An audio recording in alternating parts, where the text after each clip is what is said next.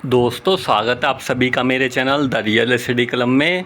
दोस्तों जैसा कि सभी बच्चों को पता होगा, जितने भी फिफ्थ सेमेस्टर वाले बच्चे हैं एनईपी मोड के, जिनका एडमिशन 22 का है, 23 का है और 24 का है, इन सभी बच्चों के जो रिज़ल्ट हैं बीए प्रोग्राम के, बीकॉम प्रोग्राम के, बीए ऑनर्स के, सभी कोर्स के रिज़ल्ट डिक्लेयर कर दिए हैं। और जो दोस्तों सीबीसीएस मोड वाले बच्चे हैं वो भी मैसेज करके पूछ रहे हैं, सर मेरा रिज़ल्ट नो रिकॉर्ड फाउंड आ रहा है, तो हम क्या करें। जितने भी सीबीसीएस मोड वाले बच्चे हैं जिनका एडमिशन 21 का है और 20 का है, तो इन बच्चों को क्या करना है, तो ये चीज़ आपको क्लियर करता हूँ। और काफ़ी बच्चों के जो रिज़ल्ट आए हैं, तो काफ़ी बच्चों को ईआर दे दिया है, फेल दे दिया है, एब्सेंट दे दिया है, बिना किसी बात के कि मैंने सर एग्ज़ाम दिया था फिर भी उन्होंने एब्सेंट दे दिया है, ठीक है, फेल कर दिया है। तो इस केस में आपको क्या करना है, और आपके रिज़ल्ट के सामने, सब्जेक्ट के सामने मेन ओपी लिखा हुआ आ रहा है, तो ये क्यों आ रहा है, तो ये सारी चीज़ें इस वीडियो में क्लियर करता हूँ। उससे पहले आप लोगों से बोलना चाहूँगा, जो भी बच्चे चैनल पर पहली बार आएँ, आप लोग चैनल को जो सब्सक्राइब कर लेना, एग्ज़ाम में पूरी हेल्प की जाएगी। और कोई दिक्कत या डाउट है आपके मन में तो आप लोग मेरे को इंस्टाग्राम पर फॉलो कर लेना, मैसेज करके आप लोग पूछ सकते हो, लिंक वीडियो डिस्क्रिप्शन को मिल जाएगा। तो सबसे पहले एक डाउट क्लियर कर देता हूँ। काफ़ी बच्चों के मन में एक डाउट आ रहा है कि किन बच्चों का रिजल्ट आया है फिफ्थ सेमेस्टर का।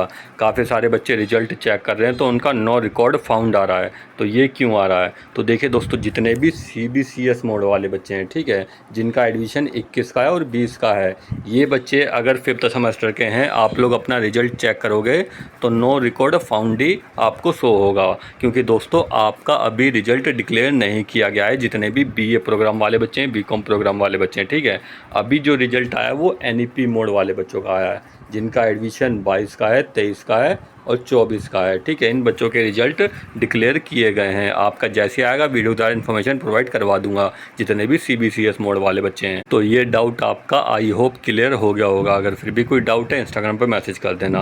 अब बात कर लेते हैं दोस्तों, काफ़ी सारे बच्चों के रिजल्ट में सब्जेक्ट के सामने मेन ओपी लिखा आ रहा है। तो दोस्तों ये टेक्निकल प्रॉब्लम है एसओएल की तरफ से, इसे कुछ दिन में ठीक कर दिया जाएगा, ठीक है। तो इसकी टेंशन आप लोग मत लो कि सब्जेक्ट के सामने मेन ओपी लिखा हुआ आ रहा है, ये एसओएल की तरफ से प्रॉब्लम है। ये एक हफ्ते के अंदर आपकी जो मेन ओपी वाली प्रॉब्लम है ठीक हो जाएगी, ठीक है। रिजल्ट दोबारा डाउनलोड करोगे मेन ओपी लिखा हुआ नहीं आएगा, तो एक हफ्ते का टाइम दीजिए। एक हफ्ते के अंदर दोबारा अपना रिजल्ट डाउनलोड करके देखना, जो मेन ओपी लिखा रहा है आपके सब्जेक्ट के सामने।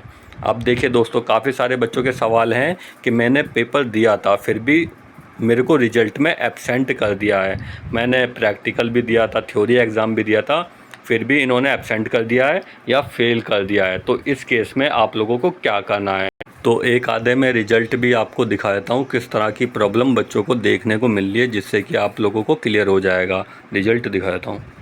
यहाँ पे देखिए दोस्तों, एक बच्चे का रिजल्ट है। इस बच्चे को प्रैक्टिकल में एफ़ दिया गया है, जबकि इस बच्चे ने इंटरनल असेसमेंट दिया था, उसमें इस बच्चे को 20 में से 19 मार्क्स मिले हैं, जबकि ये बच्चा पास है। बट रिजल्ट में इन्होंने एफ़ दे दिया है, फेल कर दिया है। तो डायरेक्ट इन्होंने 0 मार्क्स दे दिए और ईआर दे दिए है। तो इस केस में दोस्तों, जिस भी बच्चे को ये ईआर दिया गया है, ठीक है, एफ़ दिया गया है, प्रैक्टिकल एग्ज़ाम में एफ़ दे दिया गया है, और जो आपने इंटरनल असेसमेंट दिए थे उसमें पास हो, आपके पास प्रूफ है, तो आप लोग सीधा एसओएल विज़िट कर लेना, नॉर्थ कैंपस, ठीक है। जितने भी बच्चे हैं नॉर्थ कैंपस आप लोग विज़िट कर लेना। एक तो ये प्रॉब्लम है, और दूसरी प्रॉब्लम क्या है वो भी दिखा देता हूँ।